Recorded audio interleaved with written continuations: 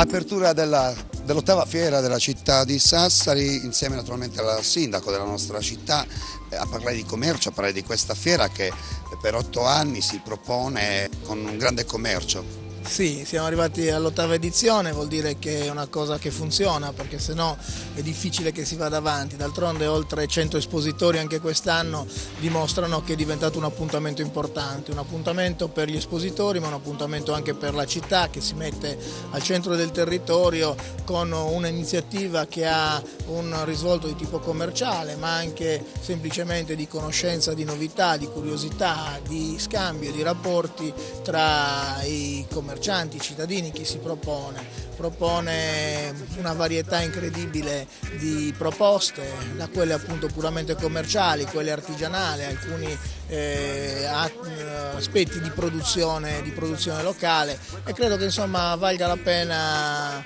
frequentare, vedere e visitare.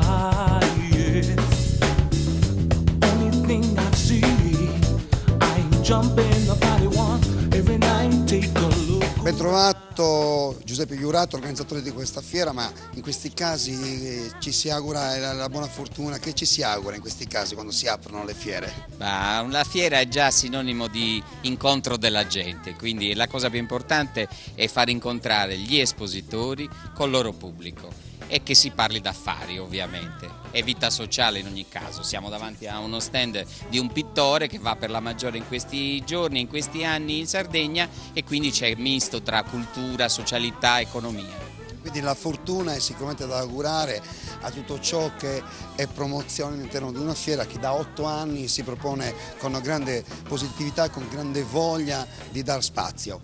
È opportuno rimboccarsi le maniche, dico sempre io, non si può aspettare che avvengano le novità, bisogna anche cercarle. Ecco, è un sacrificio partecipare in una fiera, però è produttivo. Noi invitiamo le aziende a rischiare, a esporsi, ripeto, e a utilizzare questo meccanismo per comunicare con la gente. In nostra compagnia l'assessore ai lavori pubblici della città di Sassari. Siamo in compagnia di Luigi Lotto, buongiorno. Ma lei che ne pensa dei gravi problemi che sta vivendo in questo momento la città, inerenti naturalmente al commercio, alle attività imprenditoriali? Diciamo che da alcuni anni la città effettivamente vive un momento di difficoltà, però il fatto stesso che la fiera sia stata riproposta è un segnale che c'è un sistema economico che vuole superare le difficoltà. Secondo il suo pensiero, ma quanto è importante comunque prestarsi e far parte di una fiera così importante, che credo momentaneamente sia la fiera più importante della città?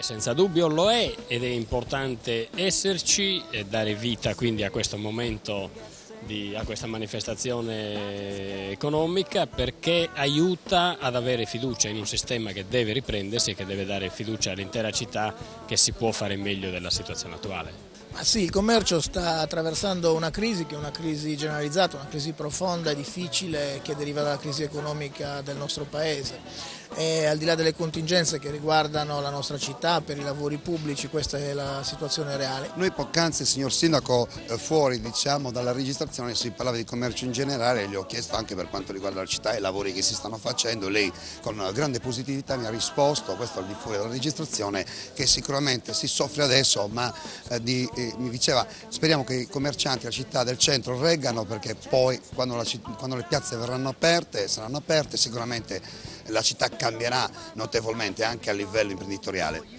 Ma io credo molto in questo, adesso si iniziano a vedere i risultati dei lavori, tanto c'è una bonifica dei sottoservizi della rete fognaria che andava fatta e che si è fatta, e per cui laddove è finita rende sicuramente contenti gli abitanti. Io credo molto che questi interventi che noi stiamo facendo consentano un rilancio anche commerciale del centro storico che è il cuore della nostra città, ed è anche per questo che noi stiamo impegnandoci a fondo per fare questo intervento, che è un intervento epocale, storico, perché è un intervento importantissimo che riguarda quasi tutto il centro storico, e credo che anche i commercianti, appena finito, nei tempi che ci siamo dati, che stiamo facendo di tutto per rispettare, avranno poi dei vantaggi da questo. Abbiamo già dei progetti in accordo con le confederazioni che rappresentano i commercianti, che portano ad un centro commerciale diffuso che diventa la risposta organizzata alla grande distribuzione periferica. Questo è il modo per rispondere alla crisi, questo è il modo per rilanciare il centro storico.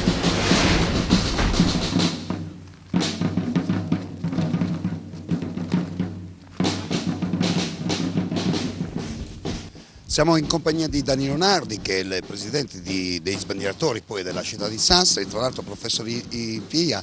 Professionale Industria e Artigianato di Sassari. I ragazzi comunque fanno parte della scuola? Sono tutti i ragazzi della scuola, alcuni diplomati lo scorso anno, alcuni ancora in corso quest'anno. Quindi il progetto è un progetto scolastico, i ragazzi sono tutti appartenenti alla nostra scuola. Questi sono i colori della città di Sassari, comunque, perché rappresentano la città.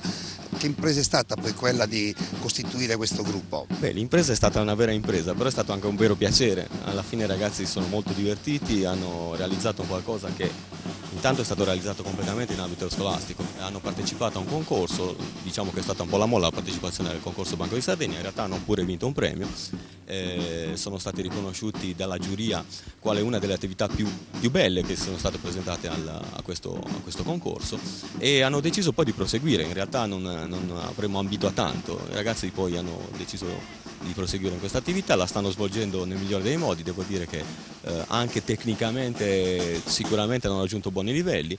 Dal punto di vista della figura dello sbandieratore può sembrare strano nella città di Sassari che ci sia la figura dello sbandieratore, in realtà non è così. Loro hanno svolto una ricerca in ambito cittadino e praticamente richiamano quello che è stato un periodo della storia sassarese, cioè la dominazione pisana.